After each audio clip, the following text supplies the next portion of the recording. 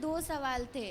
पहली तो एक सब लोग बोलते हैं कि अपने पापों का कर्म किसी को यहीं भरना है, तो कोई बोलता है नर्क में जाएंगे, या फिर कोई बोलता है कि बुढ़ापे में भरना होता है। तो इसका क्या बताएंगे मुझे?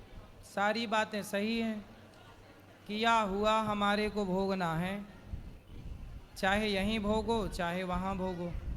ऐसा है कि छोटी मोटी बीमारी हो जाती है ना, तो आपके पड़ोस का डॉक्टर ठीक कर देता है, पर बीमारी ज़्यादा गहरी बड़ी हो गई तो बड़े हॉस्पिटल में रेफर करना पड़ता है। उसी प्रकार छोटा मोटा पापी है तो यहीं भोगता है, उसे शारीरिक कष्ट होता है, मानसिक कष्ट होता है, ये छोटा मोटा पाप यहीं भोग लेता है। पर जो वीआईपी पापी हैं वो सीधा नरक ट्रांसफ़र हो जाते हैं और नरकों में जाकर के वहाँ फिर खूब कष्ट भोगते हैं।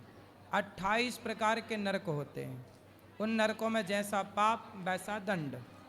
और दूसरा सवाल है मेरा गुरुजी कि हम लोग भगवत गीता पढ़ी, मैंने 2-3 बार पढ़ी, लेकिन मुझे समझ में नहीं आई।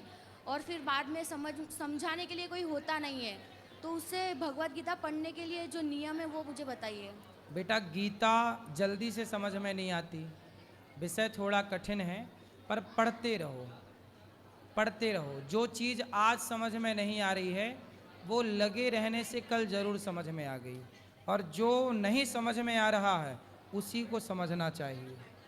सरल विषय तो है ही, पर गीता थोड़ा सा कठिन है। पर क्या समझ में नहीं आया उसमें, ये बताओ, हम बताते हैं आपको। श्लोक और गीता हिंदी में भी है, लेकिन वो एकदम शुद्ध हिंदी है, तो उसमें भी वही समझ में आती है। सुनो, आप टीका खरीदना, भगवद गीता की टीका आती है गीता प्रेस की, संजीवनी साधक संजीवनी करके भी एक गीता प्रेस की टीका है। टीका मतलब एक श्लोक की पूरी 2-2 4-4 पन्ने की